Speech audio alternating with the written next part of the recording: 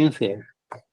Então, chegaram agora, temos a participação da nossa irmã Antônia, que vai começar a participar do grupo conosco, e então, teremos que ela, em seguida, sinta como nós já nos sentimos, entre irmãos, entre família, que a gente já se sente, a gente todos os domingos se reúne virtualmente, mas é como se a gente estivesse juntos, a gente espiritualmente está junto, e então ela vai participar conosco aqui. Outra coisa, eu coloquei a gravar agora em seguida, e quero ver com a nossa irmã Antônia se ela concorda, porque o Wilson costuma, depois ele publica os nossos estudos na internet e tudo, então se a senhora autoriza, no caso, porque falei da imagem que a gente tem, então precisa ter autorização das pessoas que participam. A pessoa participa e pode não querer que apareça a imagem. Sim, não.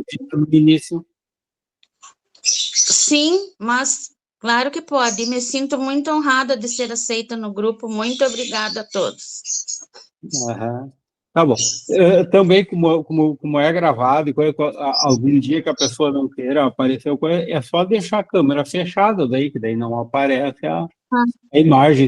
Às vezes um dia a pessoa lá, será que por alguma razão não quer aparecer, então daí é só fazer isso. Então, mas tem que é publicado. Então, vamos partir todos, já sabe vamos no item 267, que é da segunda parte, o capítulo 24 do Livro dos Médiuns. Passamos bem da metade do livro.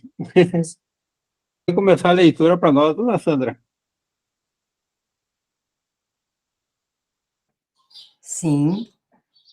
Lê até onde?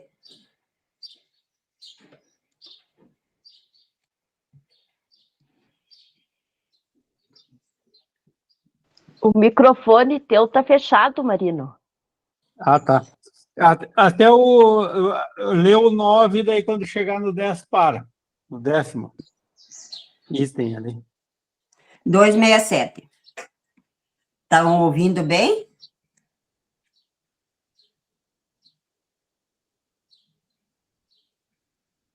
Podem-se resumir os meios de reconhecer a qualidade dos espíritos nos princípios seguintes. 1. Não há outro critério para discernir o valor dos espíritos, senão o bom senso. Toda fórmula dada para esse efeito pelos próprios espíritos é absurda e não pode emanar de espíritos superiores. 2. Julgam seus espíritos pela sua linguagem e suas ações. As ações dos espíritos são os sentimentos que inspiram e os conselhos que dão. 3. Estando admitido que os bons espíritos não podem dizer e fazer senão o bem. Tudo o que for mal não pode provir de um bom espírito. 4. Os espíritos superiores têm uma linguagem sempre digna, nobre, elevada, sem mistura de nenhuma trivialidade. Dizem tudo com simplicidade e modéstia. Não se gabam jamais. Não exibem seu saber nem a sua posição entre os outros. A dos espíritos inferiores ou vulgares tem sempre algum reflexo das paixões humanas. Toda expressão que indique baixeza, presunção, arrogância, fanfarrice, agrimonia é um indício característico de inferioridade ou de fraude. Seu espírito se apresenta sob um nome respeitável e venerado. 5. Não é preciso julgar os espíritos pela forma material e nem pela correção do seu estilo, mas lhes sondar o sentido íntimo. esquadrilhar suas palavras, pesá-las friamente, maduramente e sem prevenção. Todo desvio de lógica, de razão e de sabedoria não pode deixar dúvida quanto à sua origem, qualquer que seja o nome com o qual se vista o espírito. 224. Sexto, a linguagem dos espíritos elevados é sempre idêntica, senão quanto à forma, pelo menos quanto ao fundo. Os pensamentos são os mesmos, quaisquer que seja o tempo e o lugar. Podem ser mais ou menos desenvolvidos, segundo as circunstâncias, as necessidades e as facilidades de se comunicar, mas não serão contraditórios. Se duas comunicações levando o mesmo nome estão em posição uma com a outra, uma das duas é evidente apócrifa, e a verdadeira será a que em nada desminta o caráter conhecido do personagem. Entre duas comunicações assinadas, por exemplo, por São Vicente de Paulo, uma pregando a união e a caridade, e a outra tendendo a semear a discórdia, não há pessoa sensata que possa se enganar. 7. Os bons espíritos não dizem senão o que sabem, calam-se ou confessam sua ignorância sobre o que não sabem. Os maus falam de tudo com segurança, sem se preocuparem com a verdade. Toda a heresia científica notória, todo princípio que choque o bom senso, mostra a fraude. Seu espírito se diz um espírito esclarecido. 8. Reconhecem-se ainda os espíritos levianos pela facilidade com a qual predizem o futuro e precisam fatos materiais que não nos é dado conhecer. Os bons espíritos podem fazer pressentir as coisas futuras, quando esse conhecimento for útil. Mas não precisam jamais as datas. Todo anúncio de acontecimento com época fixada é indício de uma mistificação. 9.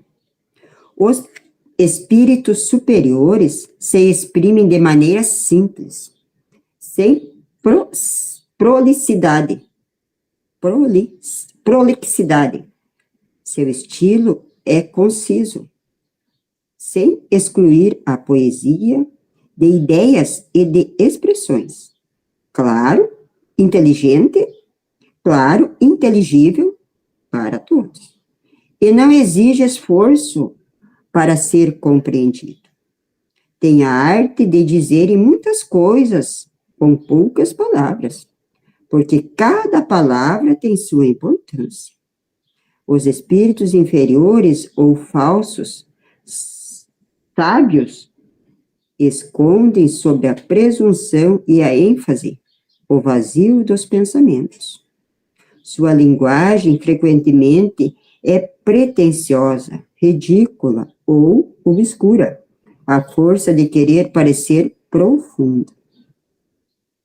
É o 9. Bom, aqui nós já vamos ter já conteúdo para a gente estudar, né? Então, a gente vem, o título dessa parte que a gente está estudando, desde o item 262, é a distinção dos bons e dos maus espíritos. Então, como que se distingue os bons e os maus espíritos? E aqui ele nos dá uma relação aqui de itens que pode resumir dos meios que podem se reconhecer a qualidade dos espíritos. Então, esse aqui é os princípios que tem aqui. Nós já, então, foi lido 9 desses princípios, que na totalidade vão ser 26, mas, então aqui nós já podemos perguntar aí algum item aí que acharam mais importante da gente observar, da gente ter atenção, né? Porque é muito importante a gente ter essa consciência de que nós damos acesso para bons e maus espíritos. Então, nós temos tanto nas comunicações, nas sessões mediúnicas, assim como temos também nas influências que temos no nosso dia a dia, porque médios nós somos sempre, não é só dentro de uma reunião mediúnica. Então, aqui é importante a gente ter essa ideia aqui, conforme vem os pensamentos, nós sabemos que o pensamento é de um espírito superior ou do espírito inferior, né? Então, desses itens que foram lidos, alguém gostaria de chamar a atenção para algum ponto? Ou alguma dúvida também. Marino, assim, ó, na verdade, aqui é um resumo, né, do que a gente, ele faz tipo um compilado do que a gente já viu, né? Sim, é um resumo daí dos pontos principais daí, daqueles princípios que a gente, pelo que se entende aqui, digamos, seria o mínimo que a gente teria que ter de atenção a isso. Então, a gente vem estudando, vem correndo, e aqui ele nos dá, e daí faz um resumo ali, colocando os pontos principais de que chama a atenção para a gente, né?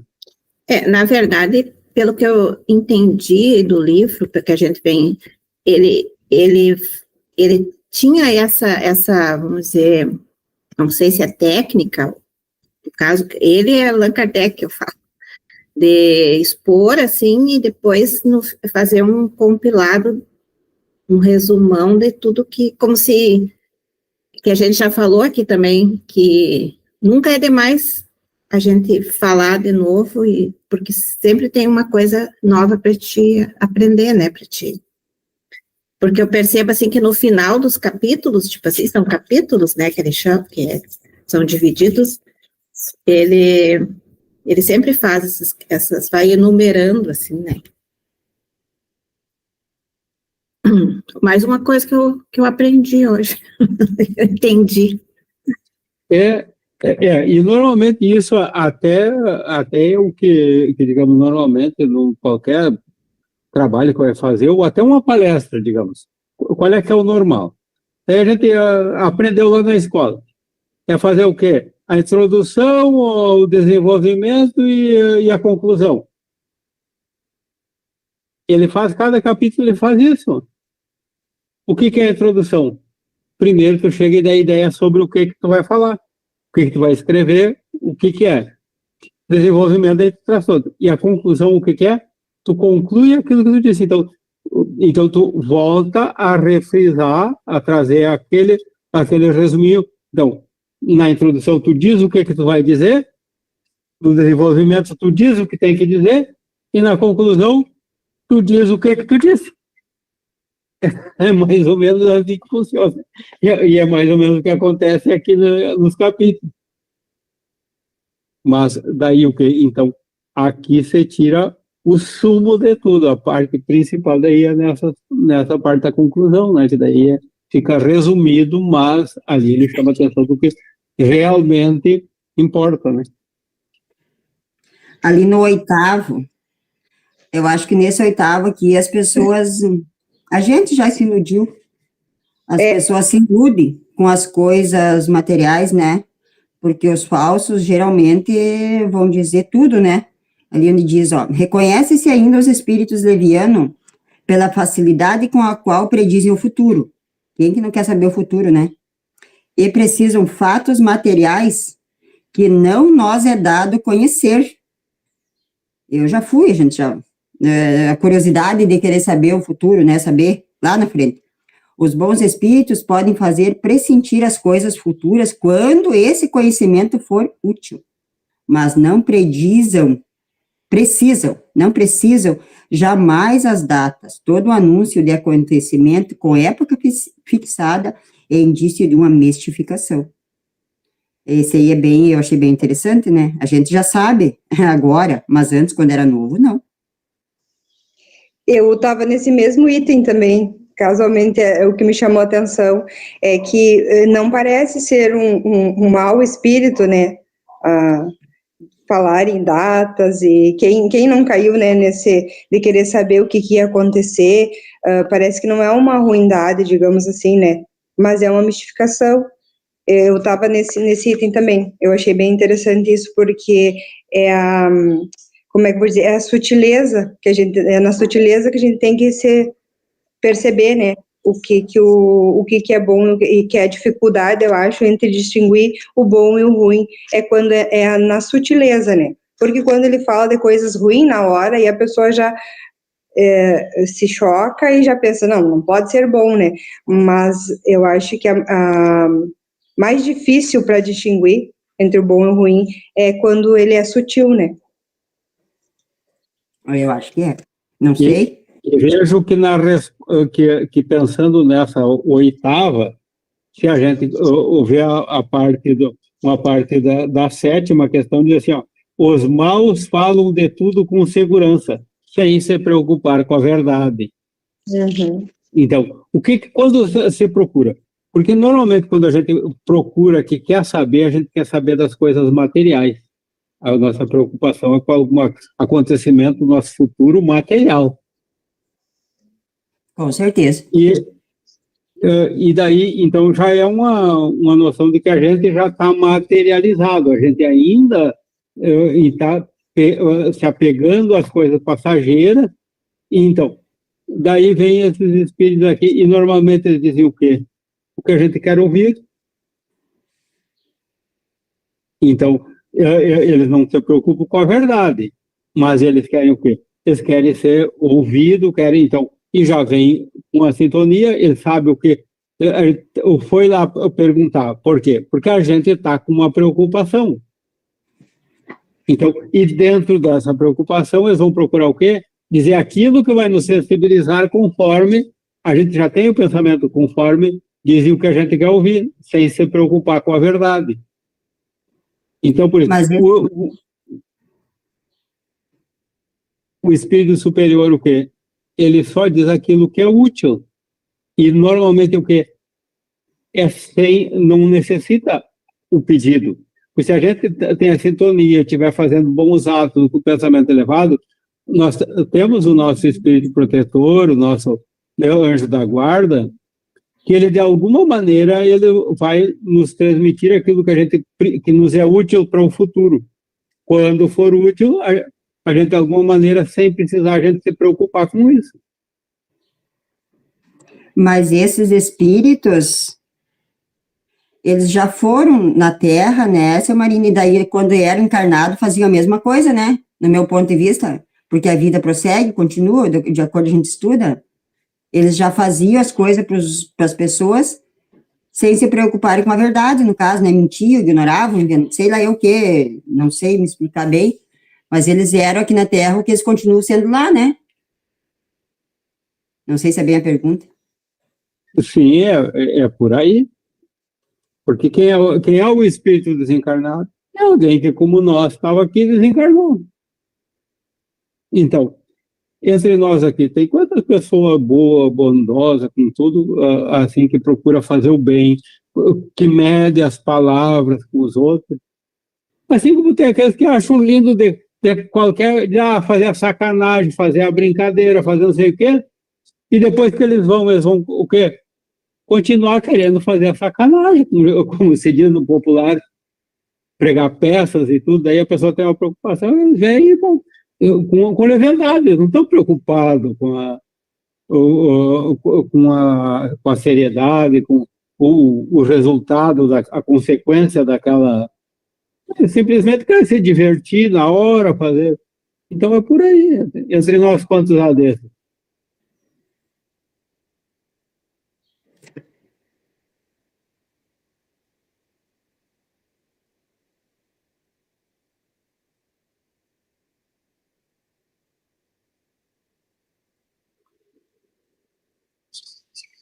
Então, o que vocês acham nós continuar a leitura? Já que podia ler para nós Da 10ª à 20ª? Sim. Os bons espíritos nunca ordenam, não se impõem, aconselham e, se não são escutados, retiram-se. Os maus são imperiosos, dão ordens, querem ser obedecidos e não se afastam, haja o que houver. Todo espírito que impõe trai a sua inferioridade. São exclusivistas e absolutos em suas opiniões, pretendem ter o privilégio da verdade, exigem crença cega e jamais apelam para a razão, por saberem que a razão os desmascararia. 11º. Os bons espíritos não lisonjeiam, aprovam o bem que é feito, mas sempre com reserva. Os maus prodigalizam exagerados elogios, estimulam o orgulho e a vaidade, mesmo pregando a humildade, e procuram exaltar a importância pessoal daqueles a quem desejam captar. 12º. Os espíritos superiores desprezam em tudo as puerilidades da forma. Só os espíritos vulgares ligam importância a particularidades mesquinhas, incompatíveis com ideias verdadeiramente elevadas. Toda prescrição meticulosa é sinal certo de inferioridade e de fraude, da parte de um espírito que tome um nome imponente. 13º. Deve-se desconfiar dos nomes singulares e ridículos que alguns espíritos adotam quando querem impor-se à credulidade. Fora soberanamente absurdo tomar a sério semelhantes nomes. 14º. Deve-se igualmente desconfiar dos espíritos que, com muita facilidade, se apresentam, dando nomes extremamente venerados, e não lhes aceitar o que digam, senão com muita reserva. Aí, sobretudo, é que uma verificação severa se faz indispensável, porquanto isso não passa, muitas vezes, de uma máscara que eles tomam para dar a crer que se acham em relações íntimas com os espíritos excelsos. Por esse meio, lisonjeiam a vaidade do médium e dela se aproveitam frequentemente para induzi-lo a atitudes lamentáveis e ridículas. 15º. Os bons espíritos são muito escrupulosos no tocante às atitudes que hajam de aconselhar. Elas, qualquer que seja o caso, nunca deixam de objetivar um fim sério e eminentemente útil. Devem, pois, ter-se por suspeitas todas as que não apresentam este caráter, ou sejam condenáveis perante a razão, e cumpre refletir maduramente antes de tomá-las, a fim de evitarem-se mistificações desagradáveis. 16º.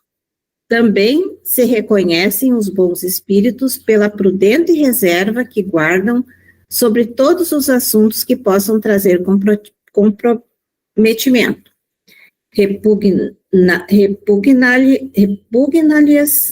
desvendar o mal, enquanto os espíritos levianos ou malfazejos apraz pô-lo em evidência, ao passo que os bons procuram atenuar os erros e pregam a indulgência, os maus os exageram e sopram a cisânia por meio de insinuações pérfidas. 17º. Os bons espíritos só prescrevem o bem, máxima nenhuma e nenhum conselho que se não conformem estritamente com a pura caridade evangélica podem ser obras de bons espíritos. 18º. Jamais os bons espíritos aconselham, senão o que seja perfeitamente racional. Qualquer recomendação que se afaste da linha reta do bom senso ou das leis imutáveis da natureza denuncia um espírito atrasado, e, portanto, pouco merecedor de confiança. 19. Os espíritos maus ou simplesmente imperfeitos ainda se traem por indícios materiais, a cujo respeito ninguém se pode enganar. A ação deles sobre o médium é às vezes violenta e provoca movimentos bruscos e intermitentes, uma agitação febril e convulsiva, que destoa da calma e da doçura dos bons espíritos. 20. Muitas vezes, os espíritos imperfeitos se aproveitam dos meios de que dispõem, de comunicar-se para dar conselhos pérfidos. Excitam a desconfiança e a animosidade contra os que lhes são antipáticos, especialmente os que lhes podem desmascarar as imposturas, são objeto da maior animadversão da parte deles. Alvejam os homens fracos para os induzir ao mal, empregando alternativamente para melhor convencê-los os sofismas, os sarcasmos, as injúrias e até demonstrações materiais do poder oculto de que dispõem, se empenham em desviá-los da senda da verdade. Então, agora temos mais 10 princípios aqui que a gente pode... Eu começar aqui no 10º, aqui já tem uma relação muito íntima com a questão da obsessão, né?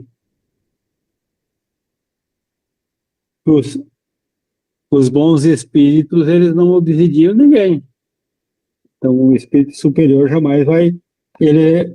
Eles dão conselho e tudo, mas eles respeitam o livre-arbítrio. Eles nunca impõem. Quando há uma imposição, quando há uma... isso já denota que é de um espírito inferior. Porque o obsessor, sim, ele não deixa essa liberdade, ele quer impor a vontade dele conforme ele quer, sem que haja nenhum tipo de raciocínio, de objeção.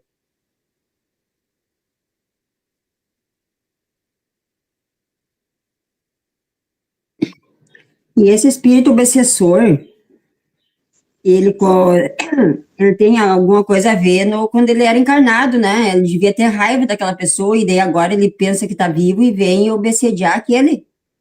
É isso ou não? Também pode ser, mas nem sempre, porque às vezes é uma questão até de afinidade ou até de antipatia com aquele, digamos, um espírito, às vezes ele procura obsidiar alguém que ele acha alguma coisa semelhante a ele. Muitas vezes é por essa sintonia. Digamos, vamos dar um exemplo. O vício da bebida.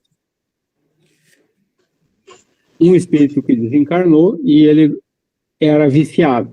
Ele está achando falta da bebida. Vamos ter um gaúcho também que desencarnou e era viciado no chimarrão. E ele está achando falta daquele vício dele. Que às vezes a gente só pensa, vício, a gente pensa em droga, coisa assim. Chimarrão também é um vício. É, muito importante. Daí, ele ainda está apegado àquilo. Então, daí, de repente, ele sabe que o outro gaúcho ali gosta do chimarrão também. Então, ele vai chegar e vai tentar se ligar o quê? Para ele se satisfazer daquilo ali pela ligação com ele. Então, nem sempre é obsessão uma maldade. Ele tem maldade, ele quer prejudicar o outro? Não. É um espírito inferior que ainda está apegado às coisas materiais e que ele está chegando por um prazer comum dos dois. Agora, vamos dar um outro exemplo. Às vezes, eles não tinham nada contra, nem conheciam. Mas, digamos, eles tinham uma ideia contrária, vamos dizer, política. Um era fanático de um, e daí ele encontra outro que é fanático do lado contrário. Ou no futebol, um era gremista e o outro era colorado, de repente ele acha aquele outro ali, na hora de um jogo, está comemorando que o seu time está ganhando e ele é do time contrário e ele estava aproveitando para assistir o joguinho ali junto com o outro, ele está atrasado, ele ainda está aqui, e de repente ele começa a xingar o outro e começa por uma questão de ideia contrária. Eles eram inimigos do passado? Não, pode que nem se conheciam, mas se encontraram ali e deu o quê? Pode dar alguma coisa que há, como no caso de uma afinidade, ou até uma desafinidade que leva eles a ser chocados. Há muito também de algo que havia, que ele já vem, é um cobrador, que digamos, ele já tinha uma inimizade, tinha alguma coisa, e ele se acha que ele foi, que por alguma coisa o outro deve, e ele vem cobrar. Então, acontece muito também. Daí, também, acontece digamos, aquele que tinha aversão, ele foi prejudicado em alguma coisa por alguém, e daí ele vê o outro que está fazendo a mesma coisa. Ele vai ser contra aquele também, por mais que não seja diretamente para ele. Então, tem muitas questões assim que pode ser trazer obsessão. E daí, hoje, qual é a maior visão que tem quanto à obsessão e à desobsessão? Porque teve a época que se pensava fazer a desobsessão era afastar o espírito e levar ele. Hoje não. Porque se há uma sintonia ou há algo, então há alguma ligação entre aqueles dois espíritos. Então, os dois precisam se levar a ponto de os dois entenderem que são dois irmãos, que então mesmo aquele obsessor, ele é um espírito que ainda está inferior, ele está enganado em algum tipo, ele teria que estar mais elevado. Então, ele precisa de se evangelizar, ele precisa entender os ensinamentos do Cristo, que nós somos irmãos, então, e daí com a compreensão, deixar desapegado das coisas materiais, então, é isso. Então, a hora que ele se convencer, porque senão, se só afastar, digamos que se afastou, o encarnado se elevou, aquele ali está livre, o espírito se melhorou? Não. O que ele vai fazer? Logo ali ele vai encontrar o outro e vai fazer a mesma coisa. Então só vai transferir de um para outro praticamente a obsessão. Então, agora, a hora que os dois compreenderem que o espírito também se elevar, daí sim, daí que vai haver a progressão real, né? Que daí ele vai sair, vai deixar de praticar aquilo que ele estava praticando, então daí que vai ser a evolução. E por isso que hoje, digamos, que a pessoa está com um problema obsessivo, vamos assistir palestra, vamos fazer estudo, então, receber o passe, água fluidificada, aquelas coisas, mas não faz mais aquela sessão de afastar o espírito, então já esse está de uma maneira assim, já mais evoluída, digamos. Só que o espírito precisa pedir ajuda, né, seu Marino? Porque como o senhor disse ali, de acordo eu entendi, afastou, ele vai encontrar o outro lá ou vai voltar. Mas enquanto ele não pedir ajuda, ele vai ficar vagando, né, se achando vivo, se achando que está aqui na Terra, né? É que às vezes acontece que para algum espírito a gente já é um espírito superior. Então, o que o espírito superior faz? Ele aconselha, ele não impõe. Então, digamos, a gente convida ele para ir lá, a gente mostra, agora o livre-arbítrio é dele. Então, a hora que ele for tocado, que ele entender, então, é assim que funciona. Então, não é, ele vai ter que pedir, não, é que às vezes ele não está na compreensão. Então, é que nem um filho, o pai vai só dar o conselho quando ele pedir? Não, muitas vezes, quando vê que está algo que tem a modificar, então, ele chega e diz, estou vendo que está acontecendo tal coisa e por aí não é o caminho, vou por aqui que é o certo. Então, é isso. Então, ele vai ser aconselhado. Agora, ele vai então ser orientado, esclarecido, por isso que o Espiritismo, a gente diz que é esclarecedor, então esclarece. Agora, a partir dali, fica mais fácil dele. Porque se ele está se comprazendo, ele não está enxergando que há outra possibilidade melhor, ele não está se dando conta da situação que ele se encontra, então, às vezes, é preciso ele ser esclarecido. Ele não vai ser imposto nada, mas a hora que ele entender, daí realmente ele vai evoluir, porque daí ele entendeu o porquê e vai seguir daí o caminho pela decisão própria, então com a ajuda que foi dada a ele através do esclarecimento. Então, para a gente que segue, eu pensando em mim, né, no futuro, com certeza eu vou procurar, o dia que eu partir, eu vou procurar onde a gente segue, né, daí vão me esclarecer e eu vou entender que eu não estou mais aqui na Terra. Eu imagino. Eu tenho certeza que não vai esperar chegar lá no outro. Já vai esclarecida daqui. Esse é o nosso objetivo. Nós pegamos, nos domingos nos encontramos, estudamos, trocamos ideias, então, nós estamos nos esclarecendo. Então, claro que nós sempre, a evolução é tanta, o nosso conhecimento é limitado, então, mas a gente já vai continuar os esclarecimentos do plano espiritual, já tendo uma visão mais ampliada. Imagina nós, quantas horas de estudo, podemos juntar nossas leituras, os vídeos que a gente assiste durante a semana, quantas horas de estudo a gente tem por semana? Por que a gente não pode estudar tanto?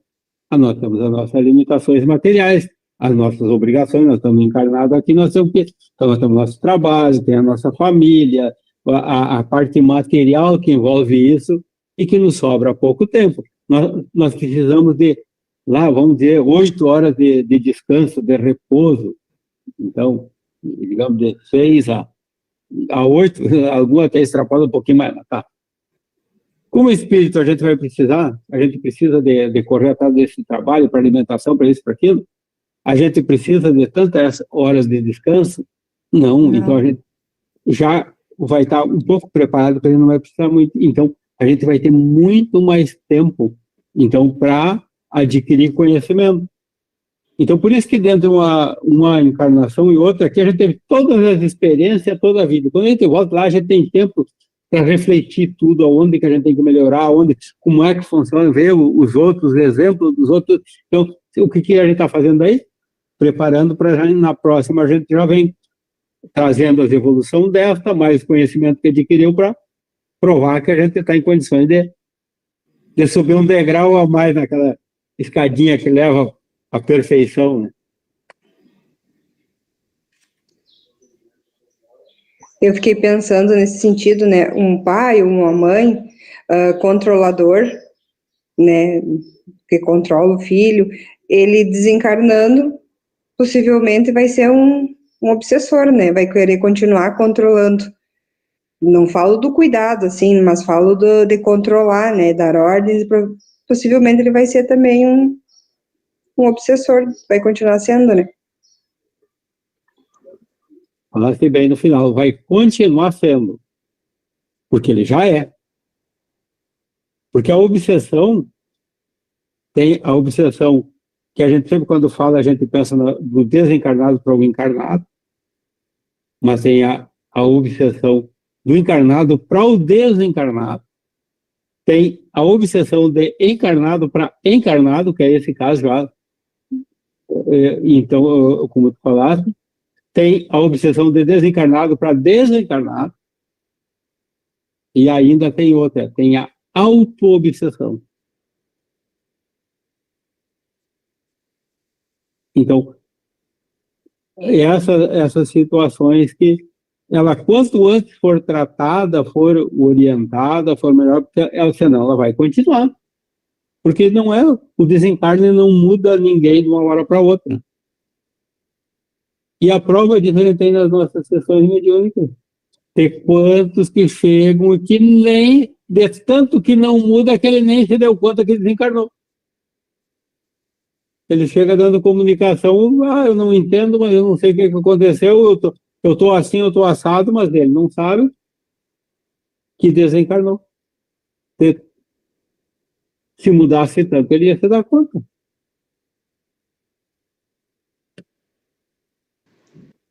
É por isso que nós, encarnados, temos que estar sempre com os pensamentos elevados, procurar não obsidiar os encarnados também, né?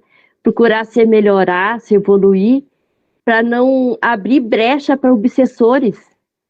Porque se a gente abrir brechas, aí vai ficar fácil para eles ficarem junto com a gente querendo manipular todas as coisas, todos os nossos pensamentos. Então, isso aí é muito... E quando tem um obsessor inimigo, e a gente sabe que tem, mas se a gente estiver com os pensamentos elevados, trabalhar com amor, fazer a caridade, ir no centro espírita, assistir uma palestra, tomar passe, tudo isso vai nos ajudar, que vai chegar um ponto que o obsessor ele vai se desanimar e vai acabar desistindo, porque não vai ter aquela brecha para ele ficar obsidiando aquele encarnado. Isso aí a gente tem que estar sempre se policiando para poder não deixar para que aconteçam coisas piores, né? Mas como a gente estava falando ali também, a gente tem que cuidar para a gente não ser nós os obsessores. Porque tem aquelas situações que ainda todos ainda somos atrasados, tem aquela hora que a gente impor o pensamento da gente, impor quando é desnecessário, e que a gente tem que ir deixando que quem de nós em algum momento não obsidia alguém. Isso que também é importante a gente fazer o evangelho no lar, né? Para a gente se proteger. E obsessões tem vários tipos, como a gente estava aqui ouvindo, né? Falar, tem vários tipos, tanto de encarnado, como tu tinha falado ali, e desencarnado, vários. E deixando claro que, digamos, como foi comentado, porque no centro espírita não é só o centro espírita, tem muitas religiões, tem muitas pessoas que não vão a religião alguma, o que vale o que é a sua sintonia. Sim, eu falei no centro espírita, no nosso caso, que somos espíritas, mas cada um tem que procurar a sua religião e fazer o bem, porque não é só dentro do centro espírita que a gente faz a caridade, que faz o bem até fora, né? Até na rua, em qualquer lugar a gente pode fazer o bem. Ali a gente só se abastece de energia, porque o que vale é o que a gente faz fora. Lá dentro, qualquer um de nós está num mundo de regeneração e é um espírito elevado enquanto está lá. Só pensamento bom, só pensamento elevado. Então, ali a gente vai carregar as baterias, porque o que vale é o que a gente faz fora da casa espírita. Esse que é o que vai contar. O que a gente fala lá dentro, isso é certo, que é naquele momento, protegido, com tudo que é naquele ambiente ali, a gente não tem, quase que não tem como fazer o mal. Impossível, mas que a gente pode ainda ter pensamento, mas ali é fácil. Entendeu? Mas ali é um momento que a gente vai carregar as energias, mas o que vale é depois, na hora lá do dia a dia. Daí. Então, é da prática do bem, o pensamento da gente, a vontade da gente, porque isso aí não é só a ação material. O pensamento da gente age, entra em comunhão com esses espíritos, e daí aqui a gente está vendo. Nós estamos rodeados de espíritos bons e espíritos maus. Então, aonde que está a diferença? Com quem que a gente se liga. Daí que... Então, a gente tem que ter esse cuidado, e quando vem a ideiazinha, aquele pensamento, aí que está esse estudo de hoje. Esse pensamento é meu, ou ele está vindo? Se ele está vindo, daí ele está vindo de um espírito superior ou do inferior? Esse pensamento, o que ele leva? A gente daí vê nesses itens aqui. ele está me levando para algo de bom, algo que é útil, ou é algo que não é tão bom assim? Então, a gente tem que fazer isso, é o que dizia o Santo Agostinho, todos os dias de dormir, repassar o dia. E daí não é repassar só as ações, os pensamentos do dia, todos os dias a gente tem durante o dia, porque às vezes não corre, dali a pouco a gente vai ver que certos pensamentos que a gente teve durante o dia não ajudaram em nada, ao contrário, pode trazer uma sintonia vibratória negativa. Eu lembrei que o Jacobson falou lá no seminário, esse último seminário que teve lá em Porto Alegre. Ele disse que todos nós somos médios e que temos que ser médium em qualquer lugar, seja em casa, no lar, ou no trabalho, na igreja, ou no centro espírita, em qualquer lugar a gente é médium e tem que estar sempre procurando fazer o bem, para nos afastar dos maus espíritos. Então, falando sobre isso aí, eu lembrei do que ele tinha falado lá. Eu não fui no seminário, não assisti ainda essa palestra, eu vou assistir, mas eu achei muito interessante o que as minhas colegas que foram colocaram, que ele disse que a gente não tem obsessor, a gente tem convidado. E realmente, né, a gente que convida eles para virem nos obsediar, porque a gente abre o canal para eles entrarem e a gente está convidando. E assim, qualquer situação, até assim, eu não gostava de uma pessoa, ela não gostava de mim, às vezes eu lembro, se eu fazer uma oração, eu lembro que eu não gostava por algum motivo, já estou convidando para vir para o meu ladinho. Eu achei muito interessante isso. Fiquei dias pensando nisso, realmente, não são obsessores, são convidados, porque é nós que puxamos eles para junto da gente. E como a gente faz isso? No final, e resumindo, tudo depende de nós, né?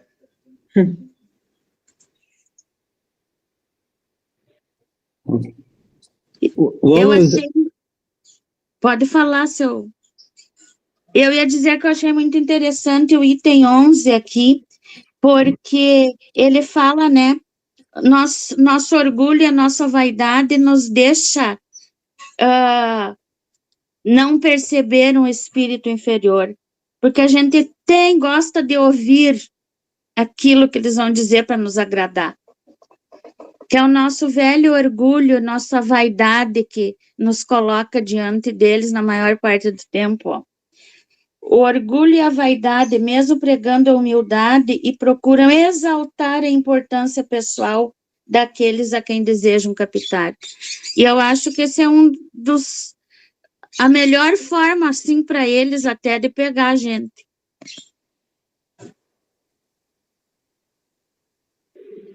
Como a gente estava comentando, eles procuram dizer o que a gente gosta de ouvir. E aqui nesse item 11, aqui, ó, os bons espíritos não lisonjeiam, aprovam quando se faz o bem, mas sempre com reservas. E aí é uma dificuldade que a gente tem, nós espíritas, nós temos essa dificuldade de fazer esse discernimento entre não lisonjear, mas aprovar o que se faz de bom ou de bem. Muitas vezes a gente achou uma coisa excelente, uma palestra, uma coisa. A gente não aplaude, a gente não faz nada. A gente fica assim, cheio de dedo para chegar lá e dizer para aquele palestrante, olha, foi tão bom o que tu falaste sobre tal coisa. Como a nossa irmã Antônia falou agora da palestra lá, o que ela ouviu e que foi bom. Se ela tivesse lá, ela ia chegar para o palestrante e dizer, mas olha, aquilo ali me tocou, eu senti aquilo ali que foi tão importante. Então, a gatinha lá. Então, a gente tem daí às vezes, com medo de lisonjear, de incentivar a vaidade, o orgulho daquele palestrante, a gente acaba não dando um retorno que é tão bom. E isso às vezes é bom. Eu lembro que eu tive uma pessoa que assistiu e eu fiz uma exposição doutrinária assim, ó, e que na hora não foi meu. Então, eu estava fazendo e na hora eu veio uma situação, dentro do que eu estava, me veio uma ideia assim na hora e eu disse aquilo. E quando chegou no final, na hora da saída, ela se aproximou assim, diz, olha, aquilo que tu disse foi o que valeu a pena eu ter vindo aqui. Foi aquela frase ali que tocou no que ela estava precisando ouvir naquele momento que estava. Ele diz, olha, aquilo ali foi bem o que eu não me dava conta que eu precisava ouvir, foi aquela frase ali. E daí eu disse, alguém disse para ti, não fui eu. Porque não estava preparado, eu não tinha, não estava dentro do que eu tinha preparado, do que eu tinha pensado em falar, foi na hora que veio. Então, para ti, talvez para quantos outros mais, situação semelhante, mas eu vou te dizer, não foi eu que disse, foi alguém que disse para ti. Então, aquele retorno dela, para mim, não me lisonjeou, porque a princípio nem era meu mesmo, eu tenho consciência que foi uma inspiração do momento. Mas me fez bem, porque a gente se prepara, a gente tem todo para fazer uma palestra, a gente tem horas que a gente estuda, que a gente imagina, que a gente pensa, que a gente... E chega... E daí, quando a gente tem um retorno, mas, claro, que a gente tem que ter sempre o cuidado porque a gente tem a inferioridade da gente, a gente tem o orgulho de não deixar afetar, o que não é fácil também. Então, daí a gente saber ter aonde que está o equilíbrio entre não lisonjear, não passar do limite, mas transmitir um reconhecimento por aquilo que aquela pessoa fez e que, para ela saber, bom, eu fiz uma coisa de bem, aquilo aqui é um incentivo para ela continuar, porque, digamos, o palestrante que sempre chega, fala, assim seja, e terminou, e todo mundo baixa a cabeça e sai. E daí, será que eu disse o que eu deveria? Será que... E fica... E às vezes não tem o retorno. Assim como o bom amigo, quando às vezes a gente... Aquele que, principalmente, que são mais chegados a nós, quando diz uma coisa que a gente não gostou, a gente tem a dificuldade também. Olha, tal ponto assim, olha, eu acho que se tivesse expressado de tal maneira, na minha visão, poderia ser melhor, acho que não estava bem adequado. Também a gente deixa que ele vai continuar repetindo e um dia ele vai descobrir per si, e a gente, como irmão, como amigo, a gente não fala a verdade o que a gente pensa. Ou às vezes precisa um dia ele vir pisar nos nossos calos, daí na hora da mágoa, daí a gente, não, porque tu tá, e daí a gente diz, daí é fácil. Mas falar com uma aí não é. Tem uma outra coisa que a gente faz, não sei se é inconscientemente ou é até, mas essa palestra fulano que tinha que assistir, ou, hoje eu não vou ir porque eu não gosto desse palestrante, ou esse assunto não me interessa, sabe? Isso também é nosso orgulho, né? Nosso egoísmo, nossa vaidade, a mania de achar que não é pra gente uma palestra, querer passar para o outro porque a gente acha que o outro precisa. Isso às vezes a gente tem, mas fulano que tinha que estar aqui ouvindo isso. É verdade, dá a impressão que a gente sabe tudo que o outro está precisando ouvir porque não sabe, o que é mais inferior, né? Mas nem todos os palestrantes são bons. Tem uns que saem da frente, levam um livro inteiro para ler, e só lê, repete, só lê, e fica mais do horário, as pessoas, tu olha, está todo mundo dormindo. Eu acho que aí tem que ver esses palestrantes. Claro, tem palestrante que tudo, não quer que nem termine aquela palestra, nem vê passar o tempo. Mas tem uma pessoa que eu conheço aqui, né? Deus o livre. Mas a gente... Quando a palestra é muito longa demais, assim, muito lida, fica muito cansativo para a gente que está escutando. Aí não é muito fácil. Esse é um palestrante missionário. Ele tem a missão de testar nossa paciência.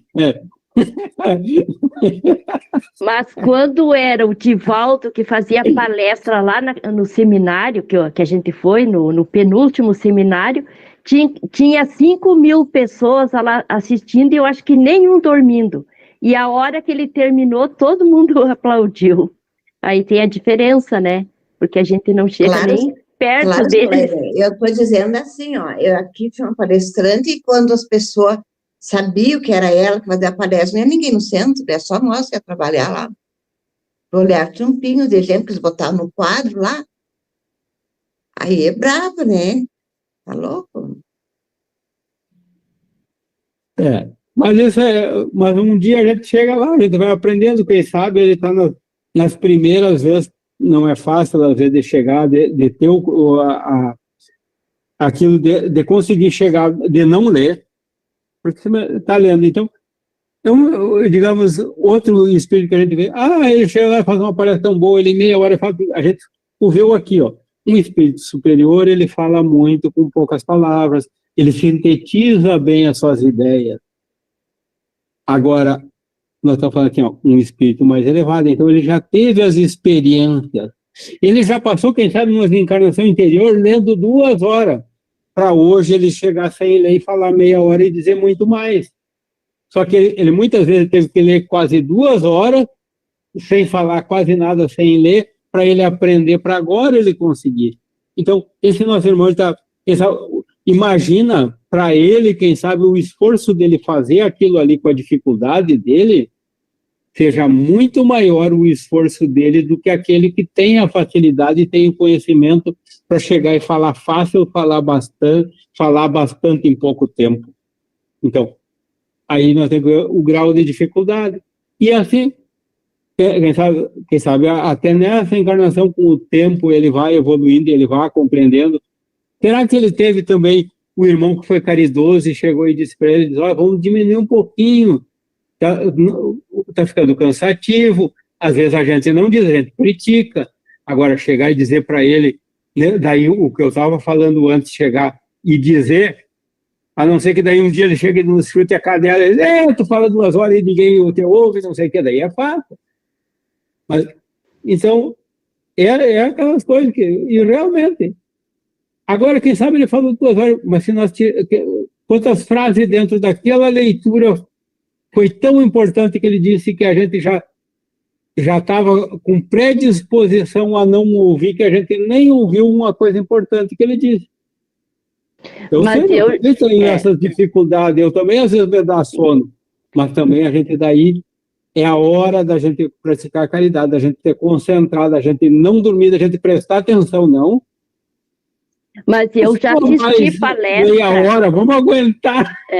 Mas eu já assisti palestra assim, lida, e que não foi cansativa. Foi lida assim, bem pausada, então facilitou para que a gente prestasse bem atenção e achasse boa a palestra. E tem pessoas que não lê, mas faz uma palestra muito prolongada, que é mais cansativo do que aquele que leu.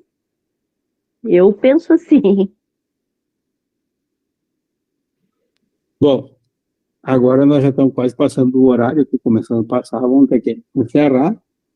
Então, nós pensamos sobre o assunto, vamos nos harmonizar, vamos nos preparar agora para a prece de encerramento, para entrarmos em harmonia com a espiritualidade maior.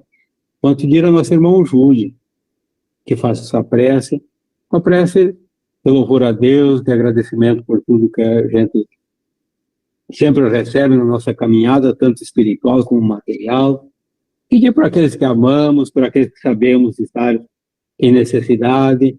Então, em conjunto, vamos fazer essa prece junto com o seu Júlio. Ele coordena os nossos pensamentos e nós vamos, unidos, reforçar essas energias da prece.